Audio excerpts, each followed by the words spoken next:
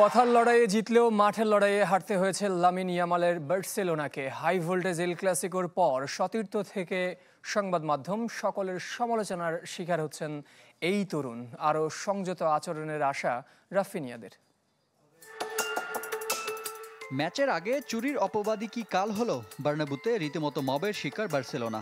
Lamine ইয়ামালের ক্যারিয়ারে ঘটনাবহুল El Clasico. Match জুড়ে রোশনলে পড়তে হয় স্বাগতিক দর্শকদের। বল পায়ে নিতেই শুনেছেন দুয়োধ্বনি। তবে সীমা ছাড়িয়েছে ম্যাচের পর। হট্টগোলের সূত্রপাত ইয়ামালের প্রতি দানি কারবাহালের মন্তব্য ঘিরে। সুযোগ পেয়ে কথার লড়াইয়ে জড়ান ভিনিসিয়াস, যা রূপ নেয় দু দলের হাতাহাতিতে। মাঠে নেমে থামানোর চেষ্টা করেন ইনজুরি আক্রান্ত রাফিনিয়া। ইয়ামাল ম্যাচের আগে যা বলেছে তার জন্য অবশ্যই সে দোষী, তবে এটা তার বয়সের দোষ। এমন লাগামহীন কথায় মাদ্রিদিস্তারা অতিরিক্ত মোটিভেশন পেয়েছে। শেষ মুহূর্তের উত্তেজনা ঘিরে সমালোচনায় মাদ্রিদ ও স্পেন অধিনায়ক দানি কারবাহালো।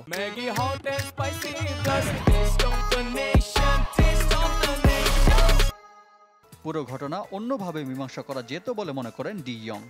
কারভাহালের যদি ইয়ামালকে সত্যিই কিছু বলার থাকতো তাহলে সেটা ম্যাচের পর কল বা মেসেজে বলতে পারতো। তারা দুজন জাতীয় দল সতীর্থ, মাঠে এমন ঘটনার জন্ম দেয়া দৃষ্টিকটু। প্রতিপক্ষ রিয়াল ফুটবলারদের অবশ্য মিশ্র প্রতিক্রিয়া। মিডফিল্ডার চুয়ামিনি যেমন স্বাভাবিকভাবে দেখছেন ইয়ামালের মন্তব্যকে, জুড বেলিংহ্যাম আবার খোঁচা দিয়ে ইনস্টাগ্রাম পোস্টে লিখেছেন, কিছু বলা সহজ, করে দেখানো কঠিন। ব্যক্তিগতভাবে আমি ইয়ামালের কথা পছন্দ করেছি। এগুলো কেবল মুখের কথা, খারাপ কিছু দেখছি না। তবে তার কথাগুলো ম্যাচে ভালো করতে আমাদের আরও উজ্জীবিত করেছে। গণমাধ্যমের শিরোনামেও ইয়ামাল, সামাজিক মাধ্যমে চলছে হাস্যরস। মেসির সাথে তুলনা করেও খোঁচা দেওয়া হচ্ছে স্প্যানিশ তারকাকে। রিফাত হোসেন, চ্যানেল 24।